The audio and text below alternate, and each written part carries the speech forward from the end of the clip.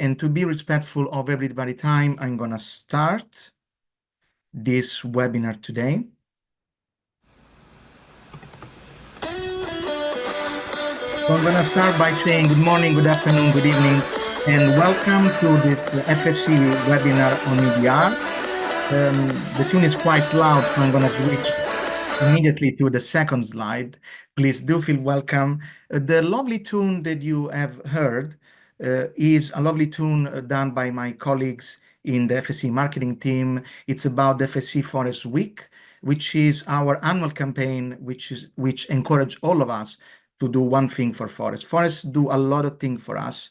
But it's also our opportunity to give something back. Allow me to introduce myself. My name is Matteo Mascolo. I represent the Forest Stewardship Council International. I work on global sustainability policies in the EU, including on EUDR, and it's really my pleasure to be your moderator for today. As I was saying, the tune, I think, set the perfect tone for this webinar, which is about delivering EUDR, but is also a bit much more than that. It's about collective actions, it's about what we can do together in order to ensure a deforestation-free future. Of course, there have been a lot of news around EUDR recently, and I think if we want to use a guiding question for today's webinar, it's really about what we can do about it.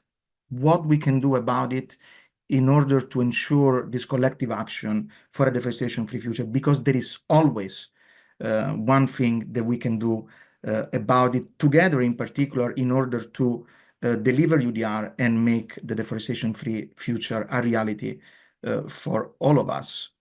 Now, before we start, of course, you all know about FSC, but also because we're kindly hosting this webinar out of politeness, allow me to introduce the Forest Stewardship Council International. We're very much known to be a forest certification scheme, but we're actually much more than that. We are a global system. Our mission is Forest for All Forever. We're a global movement. We have been operating for over 30 years, and over 3 decades, we managed to certify 160 million of hectares of forest globally, and we also have 60 million hectares of certified forest in Europe. Our members are critical for our mission. I think many members have joined today's webinar. We have over 1,200 members, and they are divided in 3 chambers: the economic chamber, the environmental chamber, the social chamber, and together they co-create the most robust standard for sustainable forest management, which are developed globally, but then they're also adapted locally for the local circumstances on the ground. And before we start, this point is very important for us, and I want to make it really upfront. FSC is part of the Together for Forest campaign. My colleague has just included the link in this chat, so please feel free to have a look at the link. And we are a strong supporter of the EUDR, and we are also a strong supporter of whatever deforestation-free frameworks also around the globe. We have supported the EUDR since the start. We are supporting the EUDR, and we have also done much more than supporting. We have also aligned with EUDR. My colleague Trevor will explain this point further. As a second point that I would like to make is that, of course, we take note that the landscape is completely changed since the EUDR was proposed. There are many other regulations globally, and of course, there are costs. Companies need to comply not only with EUDR, but with many other regulations. But what we would like to emphasize here today is that on top of the cost of compliance, there are also the cost of inaction. And we do need to take into account the cost of inaction, in particular, if we don't want to destroy our precious ecosystem, also because business needs nature. The two needs together. And as a third point, for a deforestation-free future, so for the EUDR, but for whatever other law around the globe, implementation and enforcement are paramount. The EUDR is a law, and EUDR is a law that is already into force. It needs to enter into effect. But if we want to support EUDR, but also other efforts globally, what matters at the end of the day is the implementation, is the enforcement. And FSC is ready to support implementation on the ground with third-party certification. So a big also congratulations and our support to the Together for Forest campaign and WWF EU office for launching this important campaign. And before we start, we're going to try to make this webinar engaging for you all.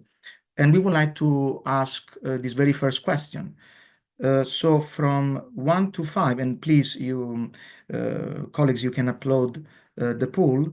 From 1 to 5, with 5 being the max, how well are you prepared to implement the EUDR? I'm going to give a couple of seconds for this question, because it is important also to notice that there have been many organizations that have already worked in order to support and prepare for the EUDR. So the answers are coming. I'm going to end the poll soon. You can see for now we are in the middle, so 3, which makes also a lot of sense because EUDR is a groundbreaking law. First ever law that also includes degradation, has many novelty, so it makes a lot of sense. I'm going to end the poll right now. Thank you for contributing. I'm going to share the result. And once again, we have the majority, 38%, so 3. And let's see what is going to happen by the end of this webinar. So I'm going to stop sharing the poll. So thank you very much for contributing. And before we get started, some housekeeping rules. So this webinar is currently being recorded. So please do, if you don't want to appear, use your camera off. We encourage you to submit the question in the Q&A function. There is a specific Q&A button. The general chat is disabled, is used by my colleagues in order to share useful hyperlinks with you. And also there is a whole FSC team that is working behind the scene, has been working hard in order to make this webinar a success. Allow me to thank my colleagues behind the scene. They are there in order to help answering the majority of the question. And by the way, the question can also be upvoted. So we do encourage you to upvote the question, and if we have time at the end of the webinar, we will also check which question have been most upvoted, and then we will ask the question to our panelists. Once again, because we want to ensure maximum participation, please do use the Q&A button. And do ask your question in anonymous mode. We do encourage anonymous mode, and please do not share any sensitive and personal data. So please don't share your personal number, don't share your personal email. We want to protect you. We want to be compliant with law and regulation. So please do refrain for sharing any personal data. I would also like to stress that this webinar, there is simultaneous interpretation. This is because inclusivity is a strong value at FSC International, and there is simultaneous interpretation in Spanish and French, which, by the way, are the other 2 official languages at FSC International. So if you want to activate the interpretation, you can go on Zoom controls, you will click on interpretation, and then you can select the language that you would like to hear, so either Spanish or French. Then, if you would like to hear only the interpreters without the background of the person speaking, in this case is me, so if you don't want to hear me, but you only want to hear the interpreter, you can click on mute original audio, and that would allow you to listen only the interpreters translating precisely for you. Again, because for us inclusivity is so important, I would like to give a couple of seconds to the interpreter to read the instruction, so we make sure that our colleagues all around the world and the colleagues that are not really familiar with English can also participate constructively at this webinar. Once again, thank you very much for joining.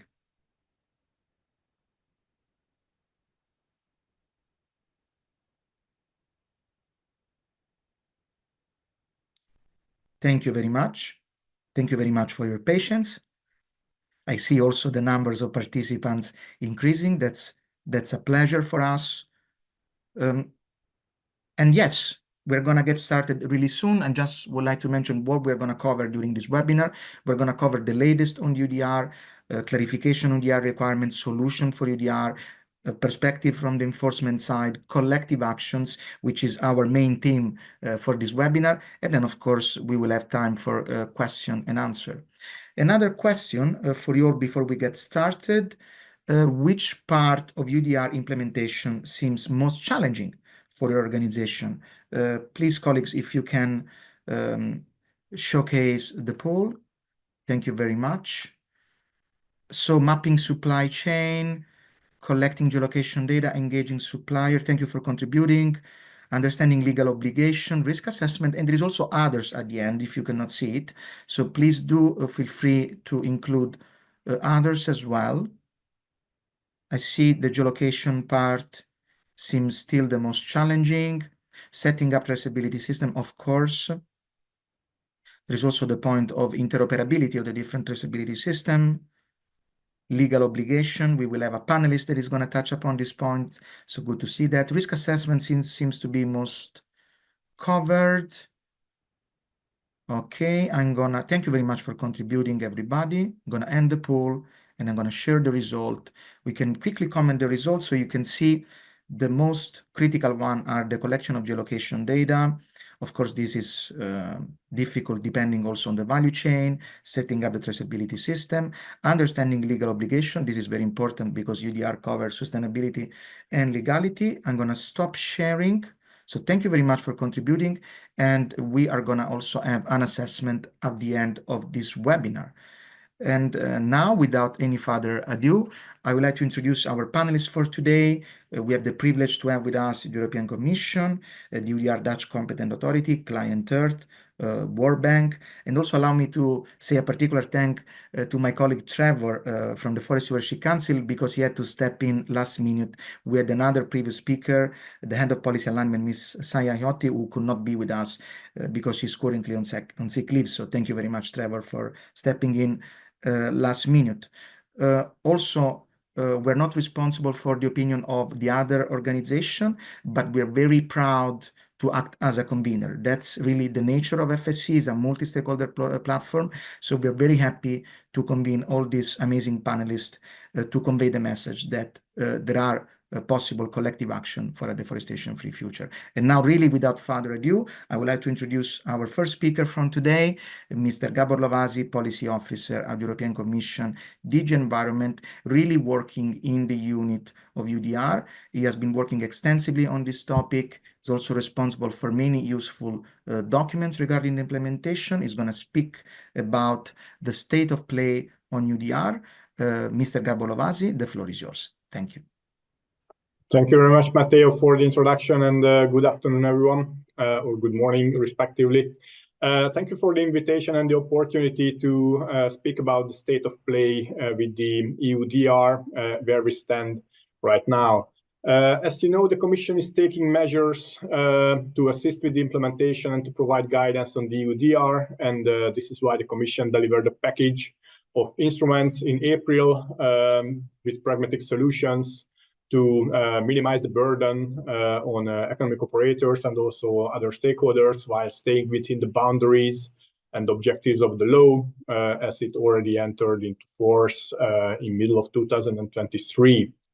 As part of the package, the Commission published in April the fourth iteration of the FAQ and also an updated version of the guidance document.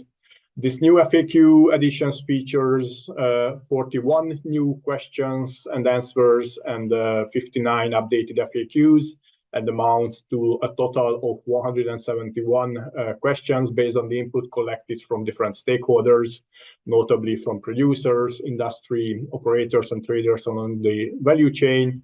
And these questions, just like with the guidance document, were discussed with the member states' authorities to ensure uniform and effective implementation across the board in the member states. On the guidance, just like with the FAQ, we had numerous meetings with stakeholders since the first publication, which took place last year. And these updates reflect business requests for more clarity and also other aspects.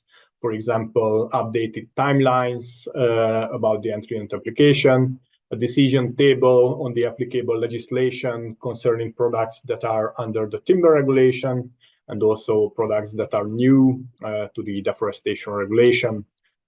We provided, for example, confirmation about products that are made from non-relevant commodities, just like bamboo or synthetic rubber, which would fall outside the scope of the EUDR. And we provided also alignment with the customs legislation for packaging materials that would fall outside the scope of the deforestation regulation. A bit more, and specifically in the FAQ, some examples of key simplification measures introduced include, for example, a simplified understanding of what ascertaining means further down the supply chain for non-SME operators and traders to confirm that due diligence has been carried out. We made a major simplification for rules or re-imports. We have clarified that operators do not have to exercise due diligence twice on such products which are re-imported, and operators may only refer to DDS, which was submitted at the time when the products were placed first on the European market. We clarified also specific situations where primary producers would not be considered as operators. These are based on the recent judgment of the Court of Justice of the European Union in a timber-related case. We explained further the possibility to declare farm areas in excess, simplifying geolocation obligations in case of crop rotation. And we clarified also that one single due diligence number can be referred in multiple customs declaration, and one customs declaration can contain also multiple due diligence statement reference numbers.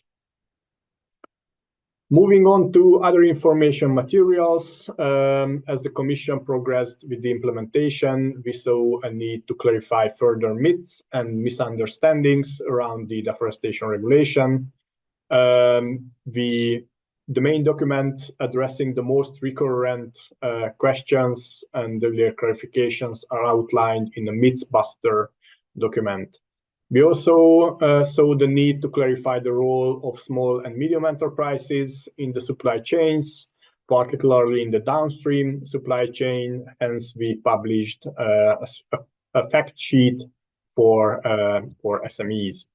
Another important piece of work was the publication of the EUDR compliance document, which explains the roles of different stakeholders through different supply chain scenarios. Namely, we have 11 of them covering all commodities, including on timber. Regarding the benchmarking, in line with the Commission's commitment, the list of countries that present low or high risk of deforestation was published on the 23rd of May in a Commission implementing regulation. The methodology for the benchmarking was outlined already last year in the annex to the strategic framework and was published in the Implementing Act after vote in favor by consensus by the member states. The main principles are fairness, objectivity, and transparency. It's based on the latest available evidence of internationally recognized data, which is the FAO Global Forest Resources Assessment. As you might have already seen, most of the countries in the world are listed in the low risk category, meaning simplified due diligence for operators who are sourcing from these countries. They do not have to exercise risk assessment and risk mitigation by default, which is a simplification also compared to the timber regulation. Those operators sourcing from low risk countries are subject to fewer checks by the competent authorities. Regarding the information system of the EUDR, this is the system to submit and manage due diligence statements by the operators and non-SME downstream players in the supply chains. The functions and roles of the system are outlined in an implementing regulation. The user registration started since November 24, and 2 parallel systems were launched for submission in December 24. These 2 parallel systems are a so-called acceptance server, which is provided for familiarization or training within the information system, and the submissions there do not have legal value. compared to the production system, which is the live server that hosts diligence statements that are submitted by operators and non-SME downstream players, and these submissions have a legal value. By September, we had over 350,000 DDS submitted, and this number is growing constantly. I provided a link to the information system website where you can get more information about the functioning of the system.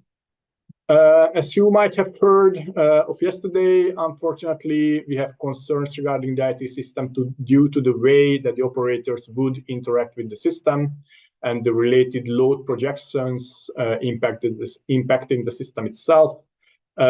This comes from the context of our dialogue with stakeholders, new projections on the number of expected operations and interactions between economic operators and the IT system, which has led to a substantial reassessment of the projected load on the system being much higher than this was originally anticipated. This is why, with the co-legislator, the Commission will seek for a postponement by 1 year of entry into application of the EUDR, which will give the necessary time to take the measures to strengthen the IT system and guarantee a smooth entry application of the EUDR. The Commission will continue to provide the support for the information system. We have the user guide and providing its functions, which is translated into all official EU languages. We have provided so far over 65 online trainings, reaching over 20,000 participants. We have educational videos on the website in multiple languages. We have a centralized help desk, and we have a so-called application programming interface for those who prefer submission by a machine-to-machine connection, which is particularly true and useful for those operators and non-SME traders and non-SME operators further down the supply chain who submit diligence statements in bulk. The Commission will continue its engagement and outreach. On this slide, you can see that last year we had close to 400 meetings with different stakeholders. We try to ensure a proper balance between the commodity sectors, and we will continue the engagement also throughout this year. So far, we had close to 200 meetings, so I'm sure that we will reach the same amount of stakeholders as we had over the last year. And with that, thank you for your attention. Our engagement will continue in 2025 with all global stakeholders to implement the EUDR in the spirit of partnership, transparency, and also open dialogue. You will find the link in the presentation to the European website where you can get more information about the implementation of the EUDR. And you're also invited to subscribe to the newsletter to get more immediate information about the latest updates about the regulation. Thank you very much. Thank you, Gabor. Thank you very much. And getting back on your last slide on the engagement and outreach, I want to say thanks to the Commission, because I think, it's worth saying that also your presence here today is also a reflection of your last slide on the engagement of the European Commission, the willingness to stay with us. And of course, this is the very first event after, let's say, the announcement of the seeking for postponement of EUDR. So thank you very much for your collaboration and contribution. We will get back to that point later in the Q&A section. So thank you very much, Gabor, and also for all the efforts for supporting and the materials for the support of EUDR implementation. Now, if you remember well, the title of today's webinar is, of course, Deliver EUDR, but it's also about collective actions to ensure a deforestation-free future. And we would like now to zoom out from the European perspective, and that's the reason why we have invited the World Bank. We would like to zoom out and also understand what global organizations are doing for deforestation-free and due diligence in supply chain. And that's why we have the privilege, I have the privilege to introduce you Mr. Melvin Spreij, Senior Trade Specialist at the World Bank, who's going to use the case of EUDR, and he's going to zoom out, and he's going to share with us the perspective of the World Bank and what the World Bank is doing in this arena. Mr. Melvin Spreij, the floor is yours. Yeah, thank you very much, Matteo, and good morning to all of you from Washington, D.C., where I am part of the global trade team in the World Bank. I would like to share some perspectives of the World Bank's activities in this area. And this will be based on work that is going on in the bank across different global practices. That includes the global practice that focuses on agriculture and food, environment, trade and competitiveness, but also our private sector arm in the World Bank Group, which is the International Finance Corporation. And in doing so, I would like to take also a somewhat broader perspective and sort of put the EUDR in a trend that we observe, which is kind of a new wave of due diligence regulations. What I will present will also be based on a forthcoming briefing note that the global trade team has put together, which includes recommendations for governments and also recommendations for development partners. So first of all, what we can observe is essentially a shifting regulatory landscape. So over the last, let's say, 20 years or so, we've seen voluntary sustainability standards coming up to tackle, a wide range of issues, be it climate change, biodiversity loss, labor conditions, but also deforestation. And FSC is one of those examples. And those schemes have, of course, gained a lot of traction. There's also been some criticism on some of these schemes in terms of, these schemes sometimes lacking transparency, exclusion of smallholders, certification costs, and so on. But what we can observe is that over the last, let's say, decade or so, that increasingly some governments are turning the requirements that are embedded in these schemes into mandatory requirements. And that's especially happening in some of the northern countries. And that is because, those countries believe that climate change, biodiversity loss, deforestation and so on require a stronger action. Although, there's also criticism. There are also some countries that are saying, well, these are just, new unjustified trade barriers. And it is true that international trade, in particular global value chains, can be a powerful means to drive sustainability. So there are examples of that in the United States, for example, the US Lacey Act. You have in the UK, for example, the Modern Slavery Act. But you also have the EUDR. There hasn't been much research done on sort of this new trend of due diligence regulation. And I would like to give a shout out to some of the pioneering work that the International Institute for Sustainable Development, IISD, has done here. They've basically highlighted a number of recurring themes that we can also see popping up in the EUDR. So that is, for example, risk management. And if we focus in on the EUDR, also the EUDR requires countries to conduct risk assessments and also to mitigate risks. Transparency we see popping up in these laws. The ability to trace products throughout the value chain. In the EUDR, there's the obligation to provide geolocation data. Legality is very strong. Companies should comply with national laws and regulations. Again, in the case of the EUDR, that includes environmental protection, human rights, and so on. Accountability is strong.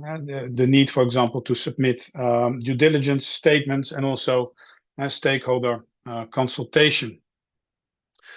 So essentially, let me move to the next slide. Yes. So essentially what we see is that global value chain structures are changing. We see shorter, concentrated value chains that involve multinationals, large-scale production that have invested in compliance. Many of these global value chains, they will be EUDR ready by the end of this year, or if there will be a postponement, also by a year later. And actually what we see, and we all have seen the sort of the recent news about a possible further delay, is that some of the larger companies are actually against further delaying the EUDR.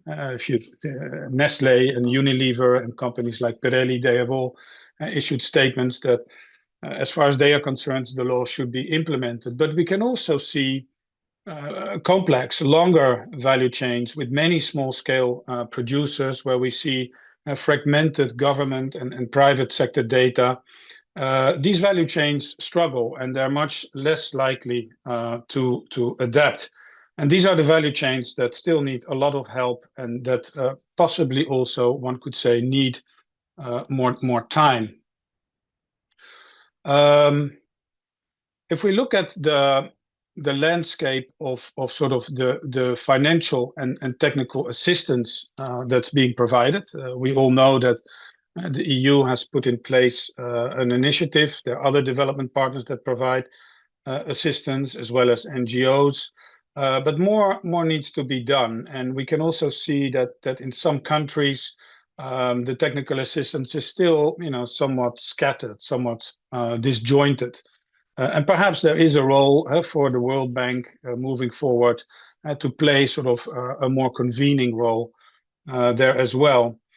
But if we look at the technical assistance, and from our observations, we can see that there is a large focus, of course, on major producing countries that are important for the EU. And these countries are better prepared. So think about some of the commodities.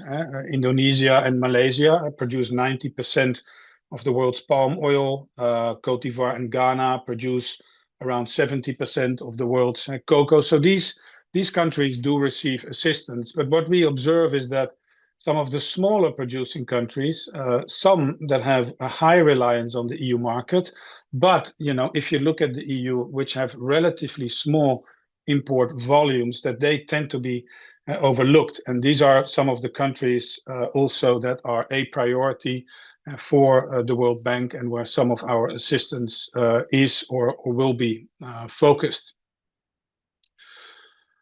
If we look at sort of building compliance, and this is sort of based on sort of our experience so far, how do we respond to the EUDR? I would say that what really helps is to have a lead agency to basically coordinate EUDR compliance across a range of ministries and other government agencies that tend to be involved. It's important to establish these multi-stakeholder platforms in the country.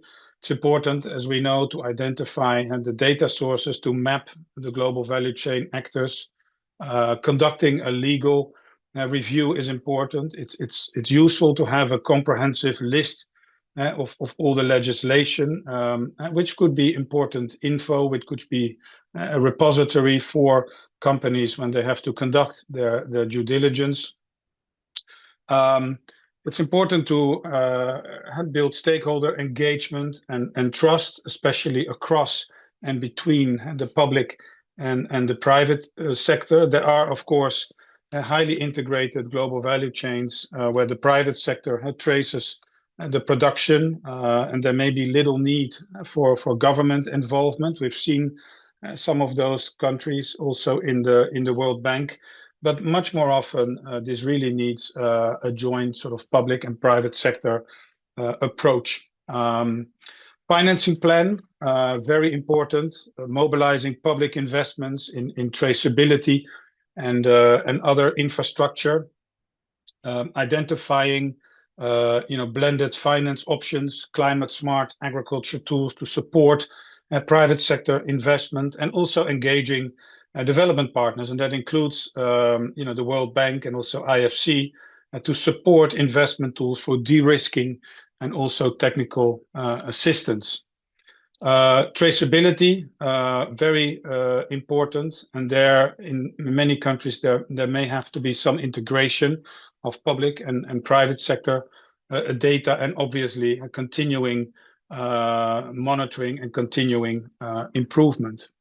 The coordination between producing countries and the EU is essential to meet the expectations of the EU operators who ultimately are responsible for implementation, and also coordination between producing countries and the EU authorities. And for example, in some of the World Bank operations, we have had interactions with, for example, the European Cocoa Association, the European Coffee Federation, and we brought those organizations to the countries to tell the countries, like, listen, if you want to continue to import into the EU, these are the requirements that we would expect you to meet. And these organizations also have their own protocols. Some examples of EU of World Bank support.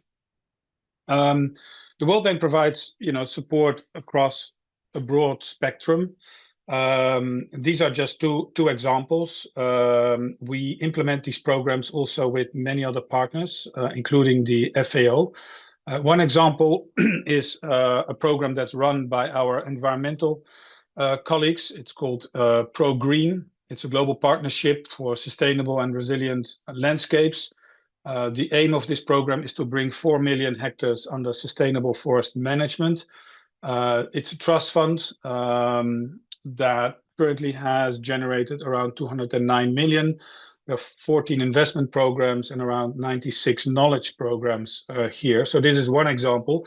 Another example, which is run by our agriculture colleagues, is a program on food systems, land use and restoration. It's called FOLUR.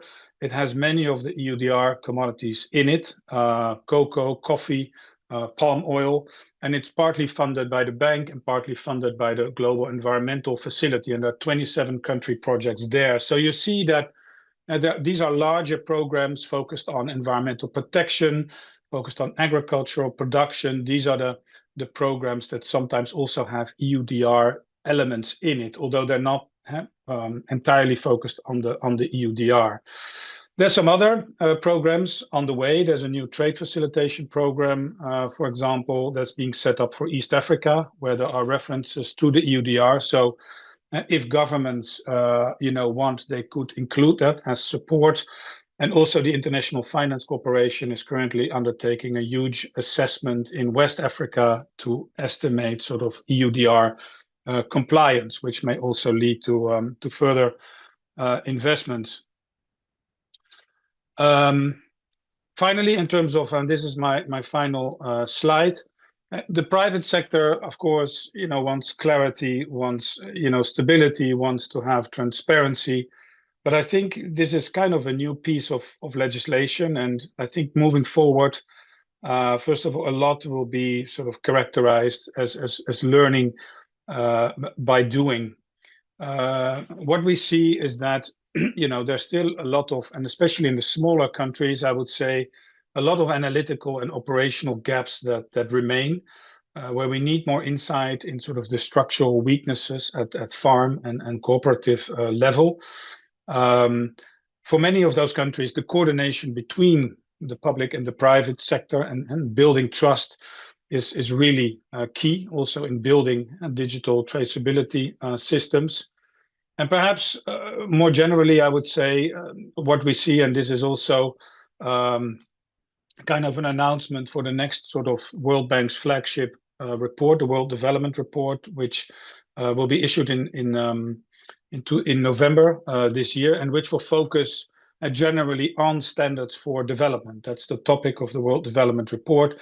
And what we observe there is that there is a complex landscape of standards and regulations out there. There's an increase in standards and regulations, and this is this spaghetti bowl, as some will call it, is becoming really overwhelming for exporters in developing countries. So that World Development Report will also include some recommendations for countries in that regard.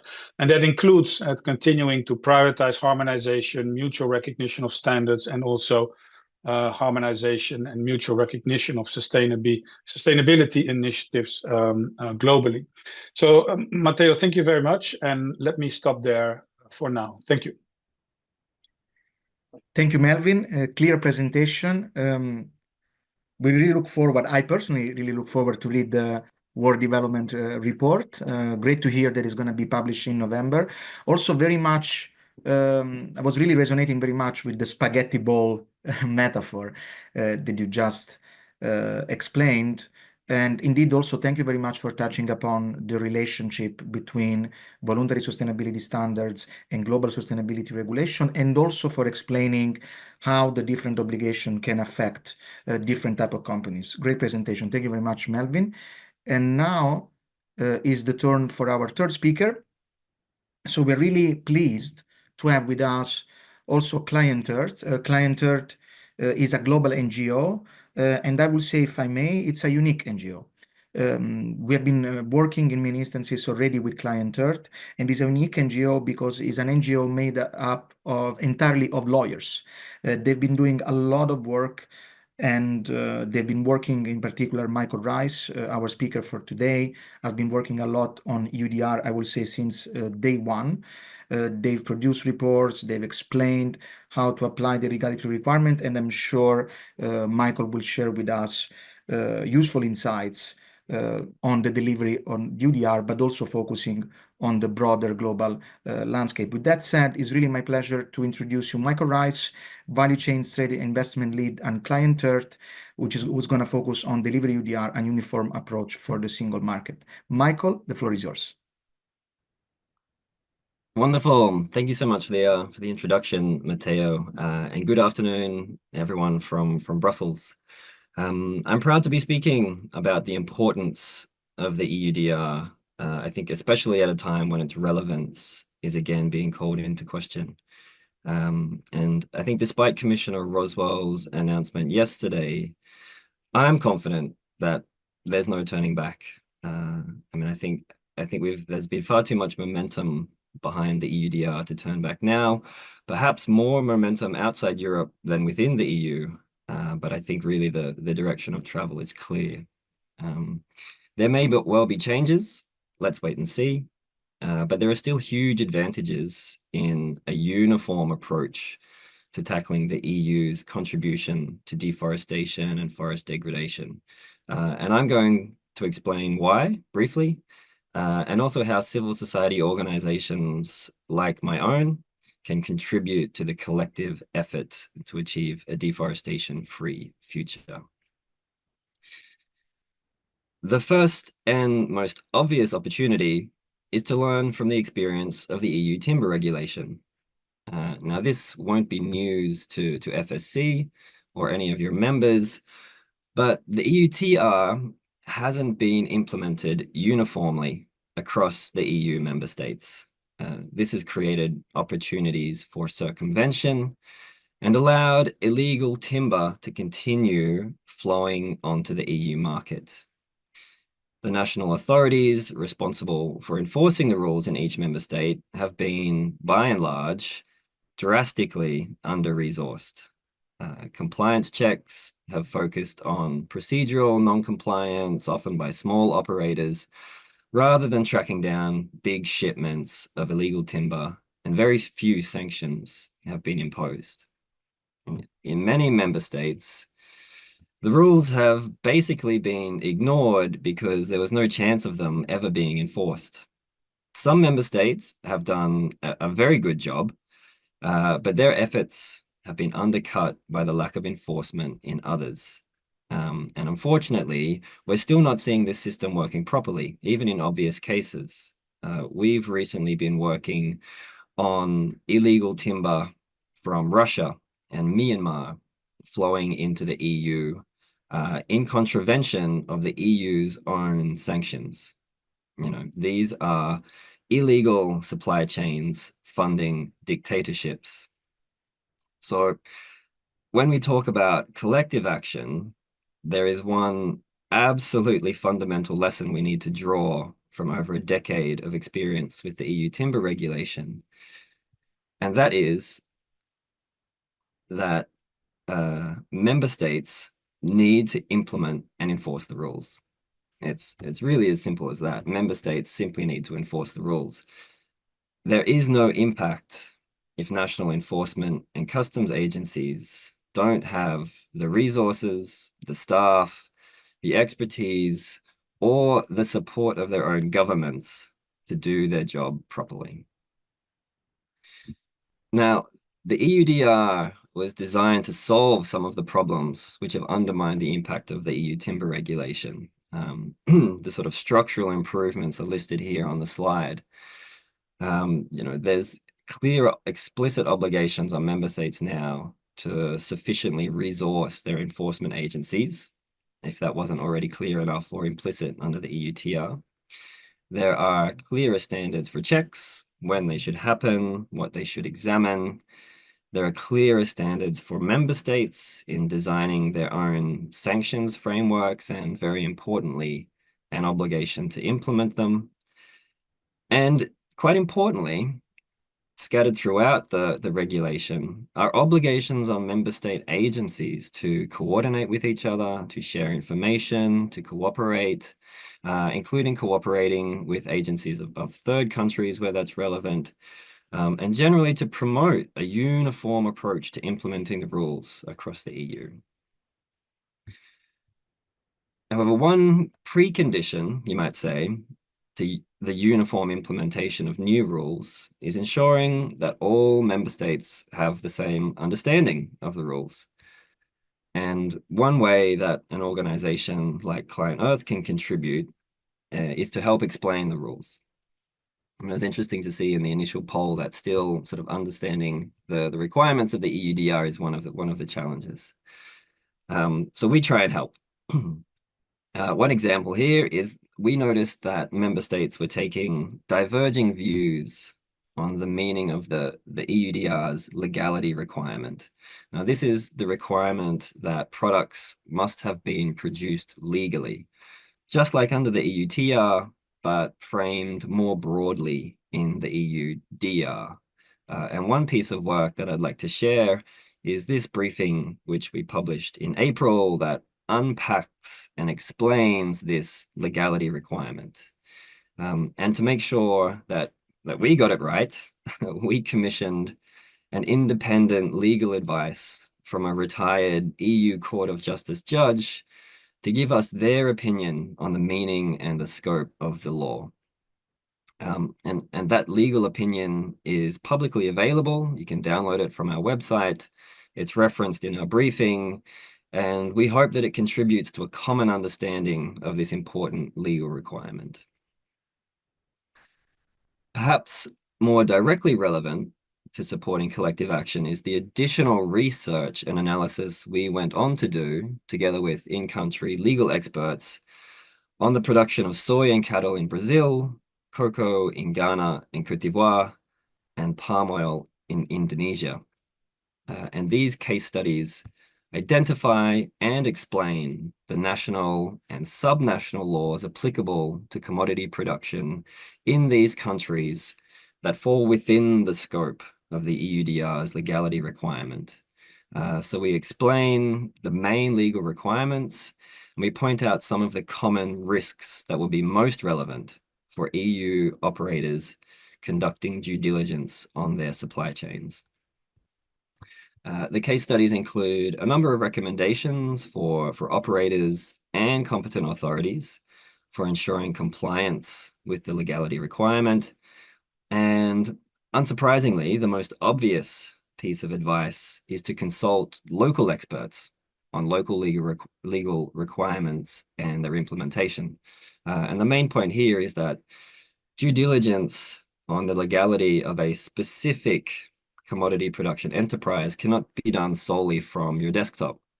Digital information needs to be cross-referenced with the reality on the ground, and consulting local experts and local stakeholders is the only way to do that.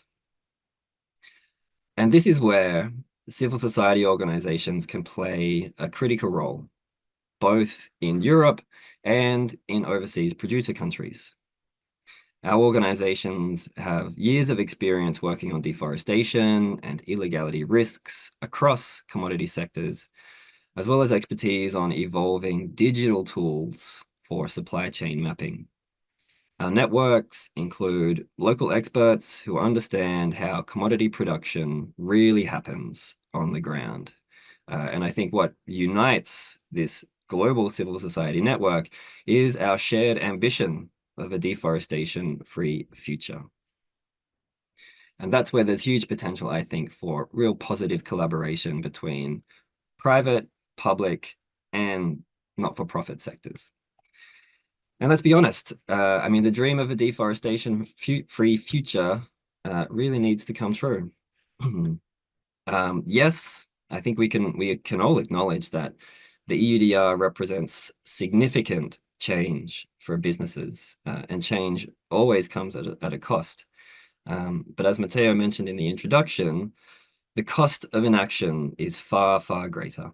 The cost for the security of our economy, our health, our climate, our food system, for the future of our children, but also for businesses who will face increasing legal risks for sourcing products linked to forests and their impacts on climate change or biodiversity. So if, again, we take a step back from the EUDR, we can see a clear trend in climate jurisprudence towards greater state and corporate accountability. And there have been some big recent judgments by European and international courts on these questions. And what we see is that the international legal community is converging on greater climate accountability and stronger climate action. And these judgments clarify that states have a legal duty to regulate the private sector in line with the 1.5-degree target of the Paris Agreement, and that this includes imposing obligations on businesses to align their operations with the 1.5-degree target using science-based, time-bound actions. So again, here we see the direction of travel is clear, but there are two very different legal pathways to get there. The EUDR, on the one hand, provides a stable, uniform framework for minimizing the EU's climate and biodiversity footprint through its impacts on forests. And in the absence of that framework, we're likely to see litigation against states and corporates playing a much bigger role. The legal rules would then be made, one judgment at a time with more uncertainty, as opposed to an EU-wide, cross-commodity, clear, black and white legal framework like the EUDR, which we already have, we already know, we just need to implement it. So thank you very much for listening. Back to you, Matteo. Thank you very much, Michael. Very clear presentation, and also personal thanks for grounding all of us. It was very grounding and also very much clear. I'm going to expand on 2 points that you mentioned. First one, the metaphor of the dream. I think the dream for a deforestation-free future, of course, is a dream that is important for all of us, but this applies to all dream. When you want to achieve a dream, you need to act. And I really also resonate with that message. And I think you were also echoing what we said at the beginning. I mean, EUDR, but whatever other laws, they're a piece of paper. But if we want to make it successful, at the end of the day, what makes the difference is the enforcement, is the implementation. So thank you so much, Michael, also for connecting all of this with the global jurisprudence and also the recent ICJ judgment. Thank you very much, Michael. I'm going to hand over now to my colleague, to the next speaker from the Forest Stewardship Council International. Once again, big thank to my colleague Trevor, who had to step last minute. So very much applauding him for being with us. Is the Director of Marketing at the Forest Stewardship Council International, and is going to speak about how to build a deforestation-free future, which, by the way, I really love the word building because it gives the idea of progress. This is something that we need always to strive for. And of course, the FSC solution for EUDR and beyond, because there are some solutions for EUDR and other legislation. Trevor, the floor is yours. Thank you so much, Matteo, and good afternoon, everyone from Bonn. I will take you through a short update of FSC's solutions and what we've been up to with regards to this implementation. But before I talk about our unique role, just to pause and reflect on the forces which are significant that are reshaping the forest and supply chain landscape. From a consumer perspective, their expectations and demands are clear. Many surveys, including our own research, does confirm that a clear majority of consumers demand and request wood-based products that come from sustainable sources. Over 70% place the responsibility directly on companies, not in users. And within this regulation, we talked a little bit about the spaghetti bowl is catching up. Due diligence used to be kind of a best practice for on a voluntary basis, and now it's a legal obligation. EUDR, of course, is the headline, but it's also part of a wider trend. UK has its own law, the US is debating the Forest Act, and there's others. And enforcement is real. Penalties could run up to 4% of annual turnover. And the rules are increasingly no longer satisfied with paperwork. Data is the new currency. Traceability down to the plot with geolocation and digital verification is becoming mandatory. And all of this is happening against a backdrop of urgency. I think many of us know the stats around deforestation. In 2022, the world lost 6.6 million hectares of forest, most of this coming from primary tropical forest regions. And the global pledge to halt deforestation by 2030 is already off track. Add in some geopolitical shocks, the war in Ukraine, timber bans on Russia and Belarus, and you can see how compliance risk and political risks are converging and colliding, let's say. And of course, the stakes are really high. And this means, and I think what we can see here is that law, science, consumer trends, geopolitics are coming together. And what does that mean for companies? Companies that embrace transparent, traceable, and robust risk systems will not just survive the regulation and avoid the fines and reputational loss, but secure a resilient future for their business. And I'll show you some of these players who are doing this already shortly. And against that backdrop as FSC, we remain committed to deforestation-free supply chains in the future and protecting forests for all forever. So many of you might have been in previous webinars knowing that this is a FSC-hosted webinar. This has been a global priority for FSC as an organization for 2 years now. We've rapidly created a lot of materials from a communication and engagement standpoint. If you're interested in seeing our microsite with all of this, you can scan this QR code. We've been educating our system, our more than 60,000 certificate holders on what EUDR is, how it impacts them, how to implement it. And we've also rallied our staff around the globe, knowing that although this starts from the European Union, the impact is international. We've hired EUDR specialists, embedded them on our regional teams to help work with businesses to navigate this change, particularly in Asia Pacific, but also Latin America and Africa. And FSC is part of the EUDR multi-stakeholder platform. So we've been advising and working with the Commission directly. I have to say that's mostly Matteo here, and recently responded to the EU call for evidence. So our solutions here, and I think it's important to say that it's not just talking about EUDR, but this has also been a kind of make or break moment for FSC as a system too. We've seen the opportunity to ensure alignment with EUDR, and knowing that businesses are already showing their commitment to responsible forestry through FSC, we want to make it easier for them to deliver on that. So EUDR in a way has really guided our product development. And what you can see on the screen here is our offer that was presented last summer. It highlights the core, the FSC certification at the core, which already meets a lot of the legality and sustainability requirements from EUDR, with a normative standards add-on as well as a technology layer. And what I'd like to do is give you 3 updates since last summer that are relevant to our progress here in the EUDR solutions.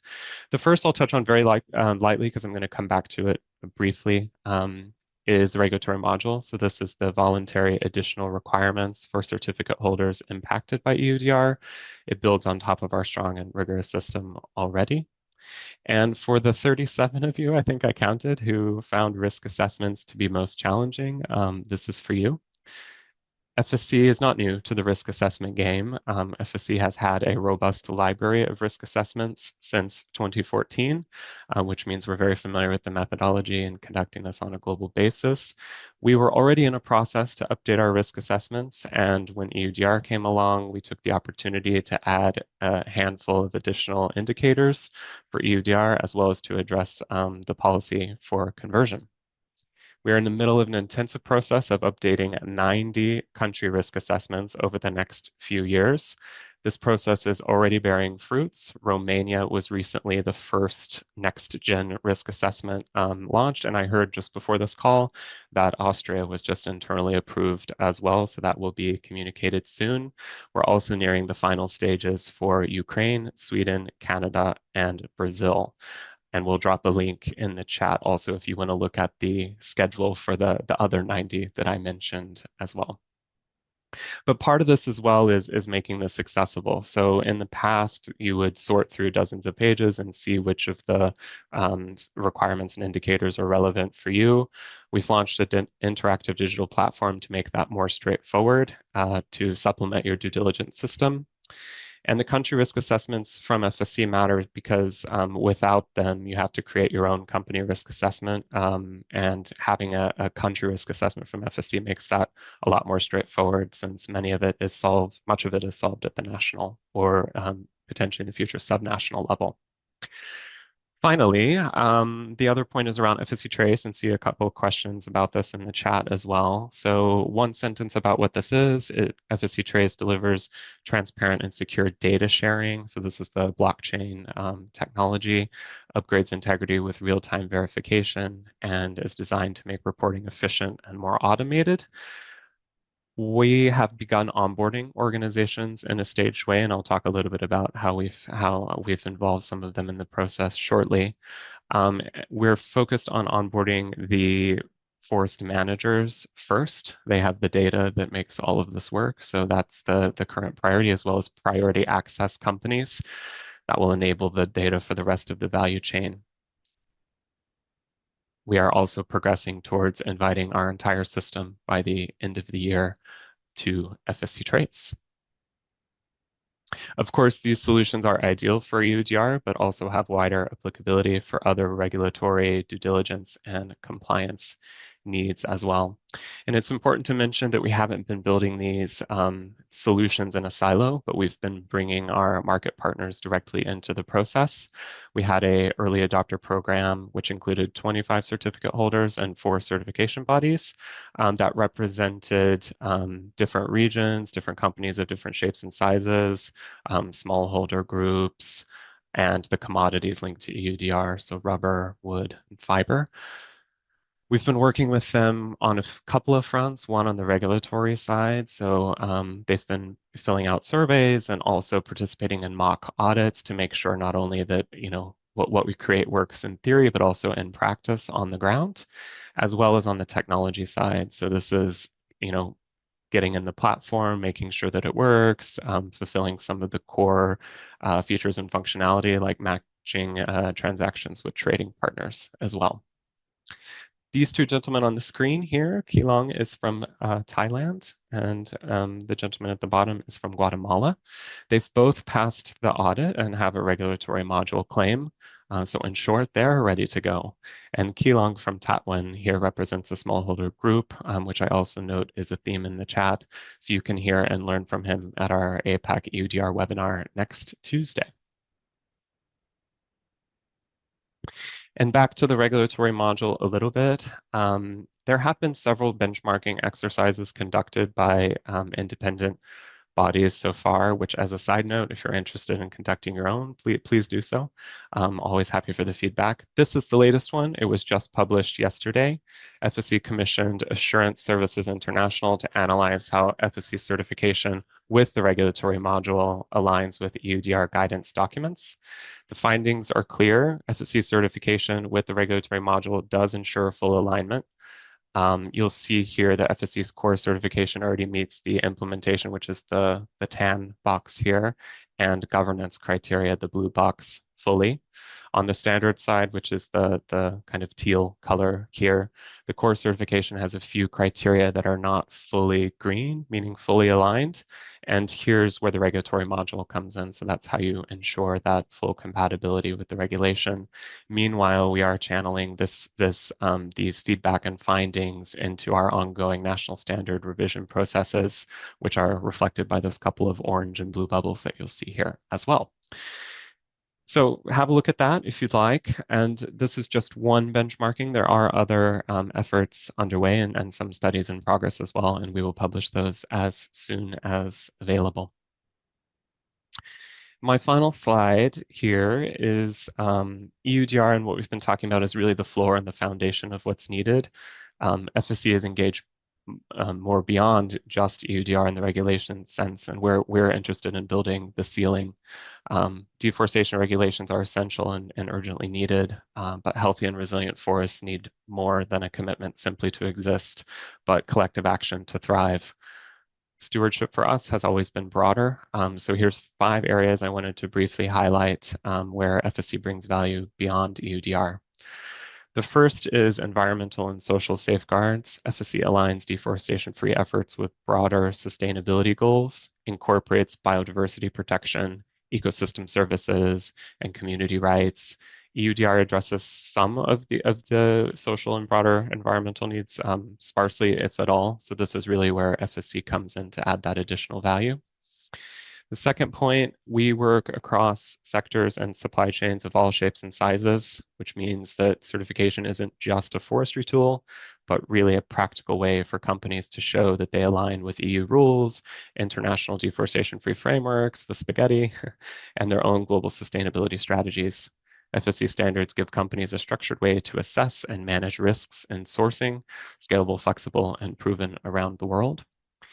The third is the point that FSC does not work in isolation. We're constantly co-creating additional solutions with companies, civil society organizations, and communities to innovate forest management, supply chain traceability, and new deforestation-free models.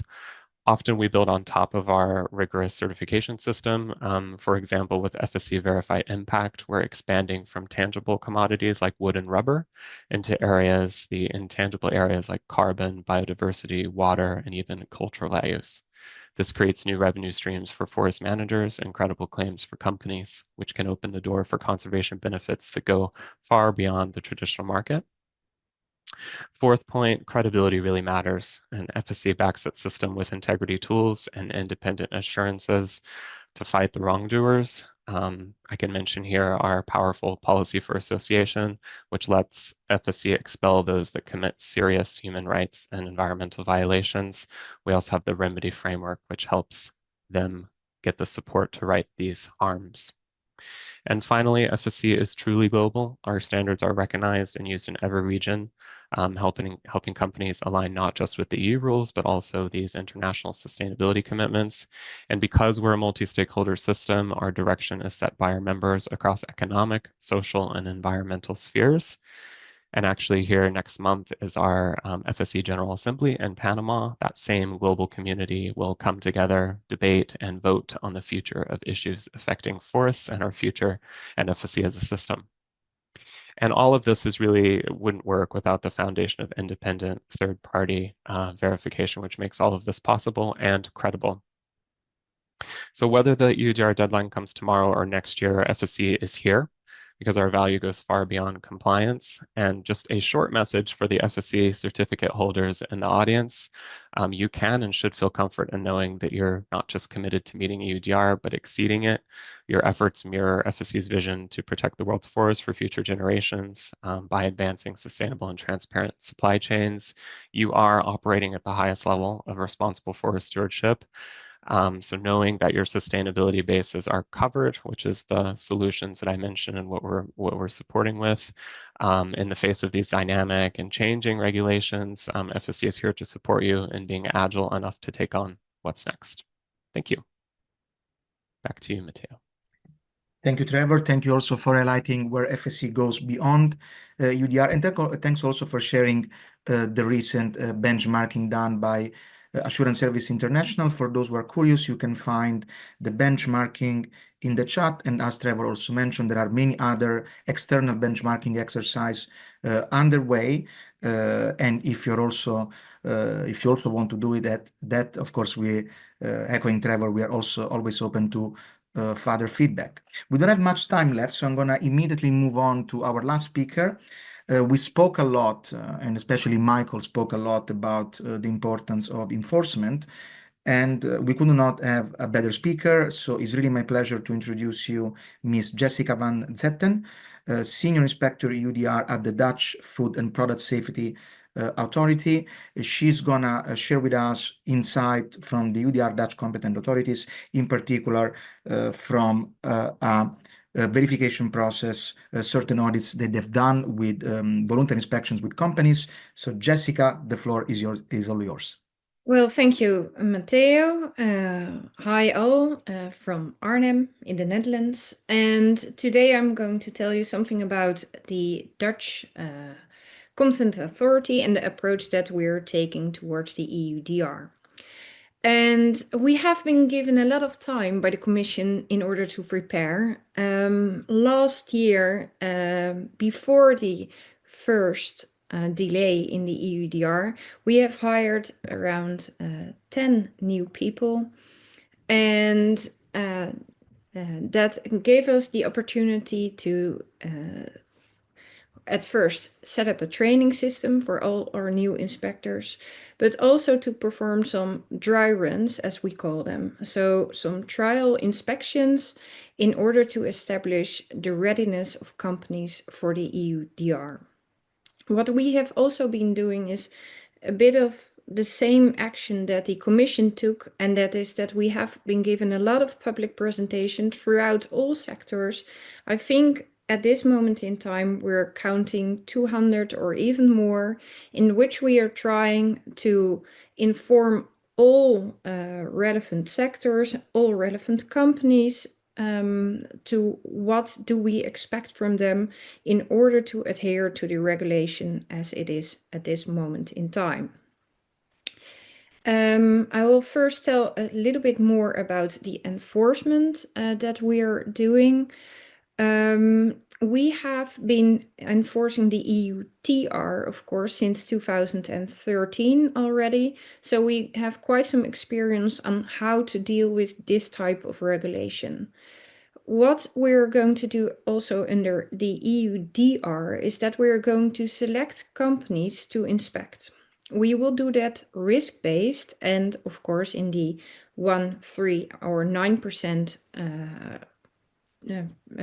inspection cycle as is required from us by the regulation. If a company is then selected for inspection, we will request information from that operator or trader based on a specific due diligence statement that we have selected in traces. Then we will ask that company to provide us with some details. We will ask them, okay, what did you do in order to establish that this specific delivery that you have put a due diligence statement on into traces? How did you check that it was according to EUDR requirements? That said, we are also asking them to provide us with their due diligence system. So we will use the specific delivery to assess if the due diligence system is indeed working correctly and if it is robust to deal with deviations, new suppliers, etc., etc. By doing so, we're checking all the boxes of Article 9, Article 10, where necessary Article 11 or 13, if that is used. So we are checking in this way that the company is meeting all requirements. If indeed the company is meeting them, then they are okay, and they will get a letter saying, okay, you have succeeded the inspection. If they are not okay, then we will do a notice of remedial action, we call that.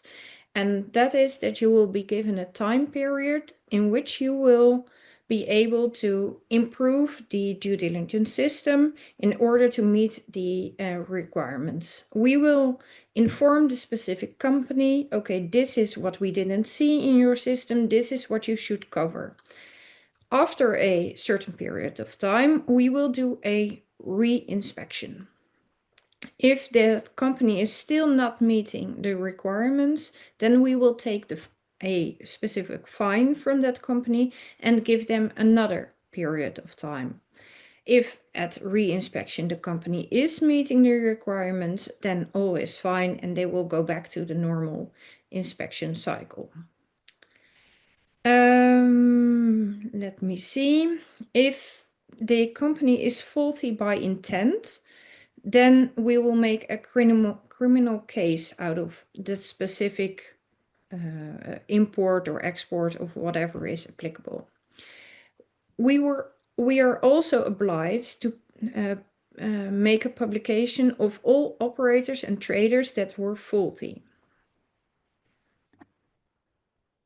So one other thing I'm going to present today is something that we have learned from the test inspections that we have done last year. As I already said, last year in 2023, we hired more than 10 new inspectors, and we already had a couple.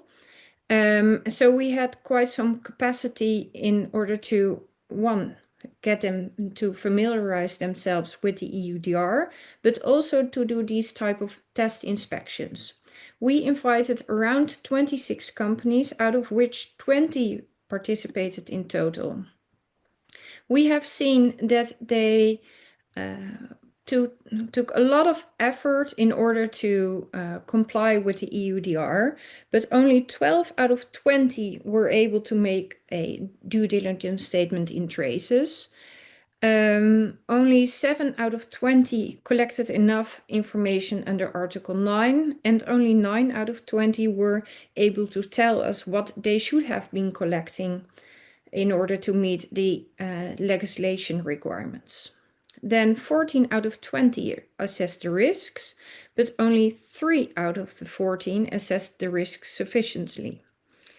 Then 5 out of the 20 mitigated or identified risks in a satisfying manner, or according to our opinion. And then Article 12, 11 out of 20 had a due diligence system at this moment in time.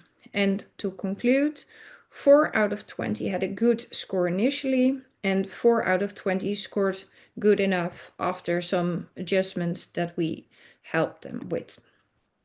So I want to share with you in quite a quick pace the 5 most important insights that we took from this exercise.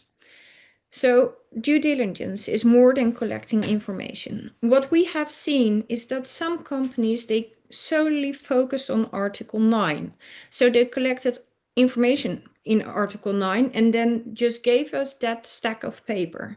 That isn't enough. The Article 9 information should be used to do the risk analysis and, if relevant, to mitigate the risks. Without analysis of your information, you can't draw any conclusion that a commodity is deforestation free, or if they are meeting other requirements under EUDR.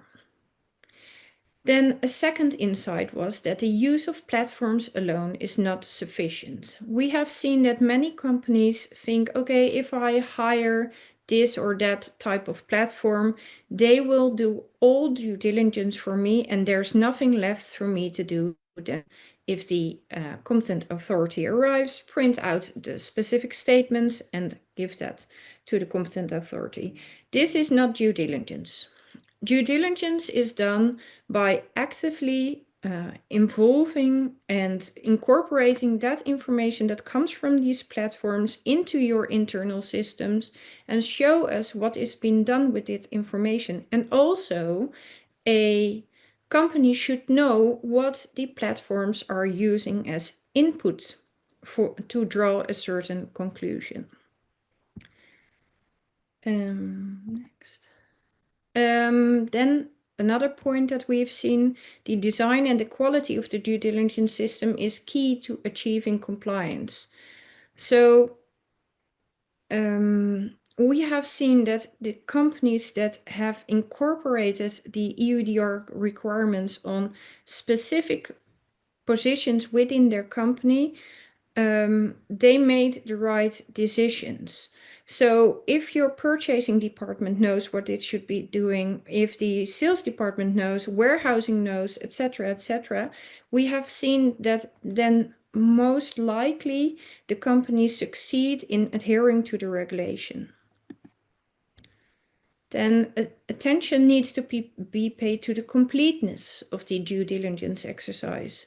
We have seen companies that made a sort of a risk assessment tool for themselves, where they said, okay, I do see risks for deforestation, I see risks for legislation, but on, for example, human rights, we're scoring, the score is 10 out of 10, and for geolocations or whatever, a score is also 10 out of 10. So that will then give a good overall score of, let's say, 8 out of 10.